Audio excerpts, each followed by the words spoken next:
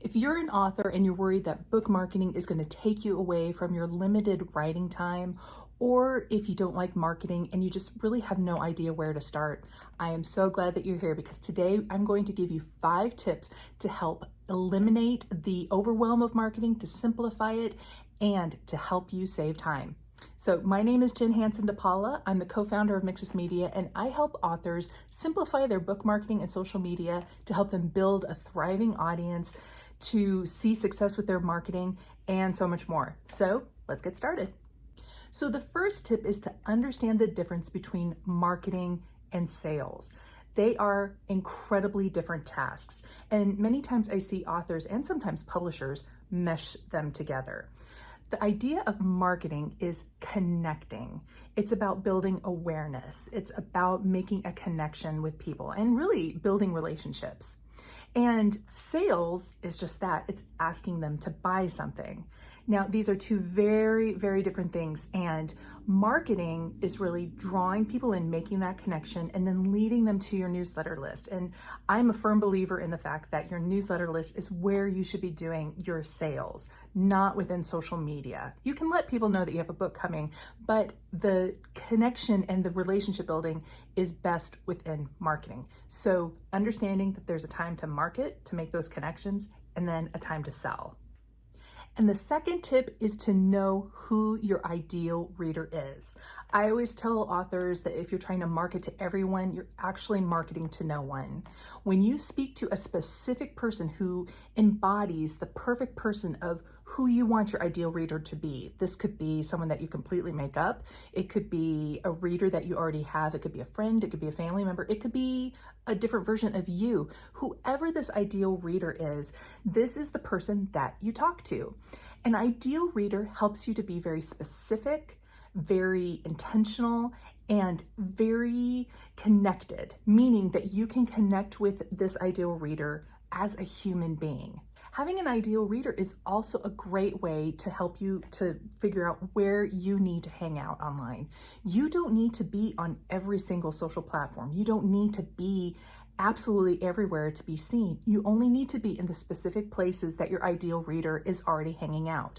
So when you know who your ideal reader is, you have a better indication of where they are. And when you know where they are, you can spend your time wisely. Again, you don't have to spread yourself too thin in trying to talk to everyone. When you have an ideal reader in mind, you are able to be more effective with your time and more effective with your marketing. So the third tip is to know which marketing phase that you're in. In this video, I talked more about the different phases of marketing, but when you know which phase that you're in, which is the attraction phase, the promotional phase, and the follow-up phase, you will know what kind of connection you need to be making. If you're in the attraction phase, you're more about getting to know your ideal reader and making those connections. If you're in the promotional phase, you can be a bit more fluid within your promotions and sharing that you have a book coming out.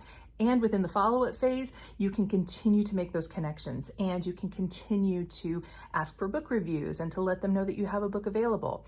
It's knowing which phase that you're in will help you to spend your time wisely and to know what you should be talking about and when. Tip number 4 is to focus on just 2 or 3 different strategies. I talk to so many authors who are spreading themselves way too thin, throwing things at the wall to see what sticks, and there's really no strategy behind it. Maybe they see another author doing something, so they give it a try, or if they hear about something new, they give that a try, and there's no real focus. When you can focus on doing 2 or 3 things really, really well, you are able to spend your time more wisely, you're able to be more concentrated and really invest in what you're working on, and you're going to see better results because you aren't watering yourself down and you aren't spreading yourself too thin. Tip number 5 is to have a strategy and a plan in place. You really need to put your writing and to focus on it as a business. I've worked with creatives for my entire career. I've worked with authors, musicians, photographers, artists, you name it. And for some reason, there's a lot of pushback in approaching it as a business. But when you really break it down, this is your business. This is a creative endeavor that is bringing in money, it's making a living for you, and you're getting your work out there into the world. So when you have a plan in place, you're able to be more strategic and focused within what you're working on. You can plan things out and you can say, yes, my ideal reader is here, here, and here. This is really where I need to focus my attention on. It helps you to spend your time very, very wisely and effectively. So having a plan in place, knowing what you need to address and what you need to do, and then knowing who you're talking to is really the three main things that you need to encompass in your plan. Book marketing does not need to take over your life, and it certainly does not need to be a drag. In fact, it can actually be a lot of fun because when you're connecting with people that you want to connect with, and when you are able to share things that invoke a conversation and that bring people together and creates community, it changes everything. And that's what I want book marketing to be like for you, because it can actually be a lot of fun.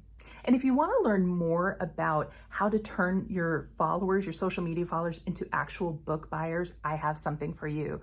Be sure to click the link below to sign up for my brand new free workshop called Turning Followers into Book Buyers. I'm going to show you how to actually turn these followers into book buyers and to increase your sales. So click the link below to sign up for that. And be sure to hit subscribe so that you are notified every time we upload a new video. And if you have friends that need some help with their book marketing, be sure to share it with them. And I'll see you next time.